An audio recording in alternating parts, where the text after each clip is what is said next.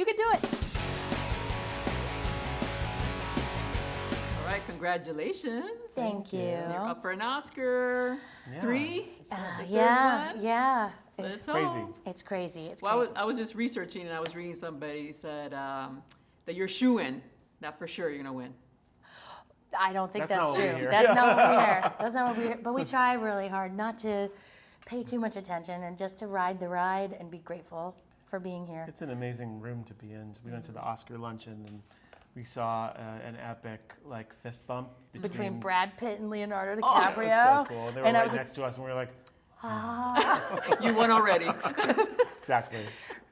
So I was talking to Kristen and Robert, and they're not so confident they're going to win for the 3rd time, the Oscar. I was like, come on, guys.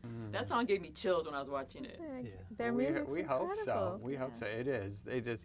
Indie Unknown is such a powerful, beautiful song, and then, and they did such an incredible job with all the songs on this film, and so yeah, we're rooting for them. When I was watching the movie, I mean, you're just wowed by Idina's voice. Yeah, Idina is something very, very special. There's something, again, that like reaches into your soul with her voice, and she's so authentic as a person. I really think that's her superpower. There's like 3 metaphors going on at once. There's Elsa's power, there's Idina's voice, is that power, and then there's the power of a female character. And all 3 metaphors line up together, and I think that's why that song works so well. Well, you guys write it. How does it feel to watch it? Like, does it feel like a out-of-body experience, even though you created the lyrics and the music? Well, I'll tell you a story, because we get to see it a lot with the storyboards, and we get to work with the storyboard artists, and we are very inspired by them. But then we don't get to see it in animation very much. And then this summer, we were kind of wrapping up. We were out here orchestrating things, and we got to see the almost animated version, and for the first time, the animated version of Show Yourself. And we just started sobbing because of what the animators, the layer that it could be 40 artists, it could be 400 artists, the layer of humanity every one of those artists is bringing to the screen is so incredible. And when they're all being directed by one vision from Jen Lee and Chris Buck, it's just powerful. Because every pass could screw it up. Everybody could throw in something that screwed it up. But when everyone's rowing together, like we say, there's nothing like it. Now, how does it work in the recording booth? I mean, you guys obviously have to be in there when they're doing their songs, singing their songs, right? Are the directors in there as well? Yeah, we all get together because it's a fun. I mean, it's not always fun. It's difficult work, but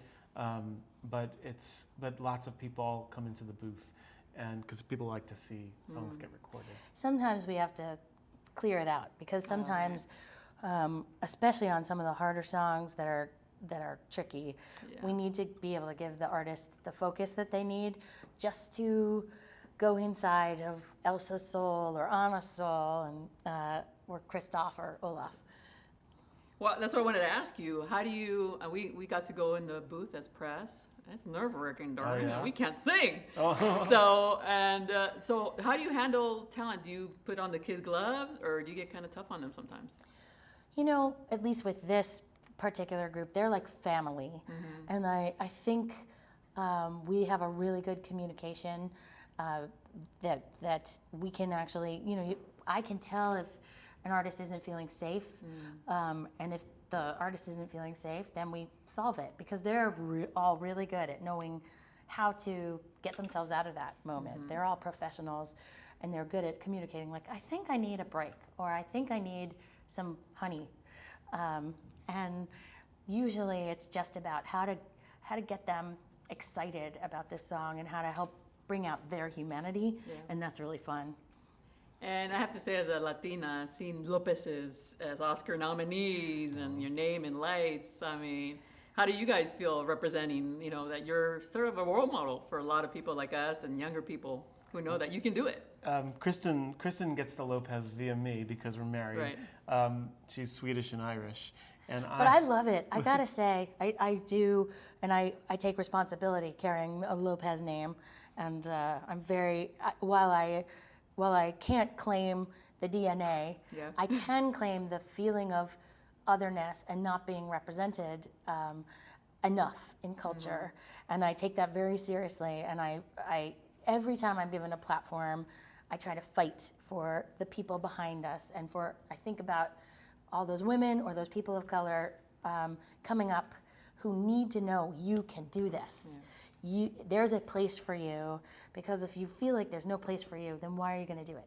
Anyway, you go. No, I mean, that's what I was going to say. It's just such an honor to think that because we are doing our job, that the world can change, and people who haven't historically done those jobs can get in. Yeah, I mean, that. they don't teach you that in school. They don't say like, oh, you can be a good composer if They you're good at don't. music. They don't didn't. tell you these things. You know? And they really didn't do it when I was coming up for Yeah. women. You didn't see it. You didn't see it in the It's all awards. male composers throwing it. And so now it's up to us to be very vocal when we get the chance to say, look, you can do it. And you can write about the things that you know, like being a woman and trying to find your purpose in the world. Right. The world's changing. It's changing fast. Yes. We hope so. All right. Thank you so much. Thank you.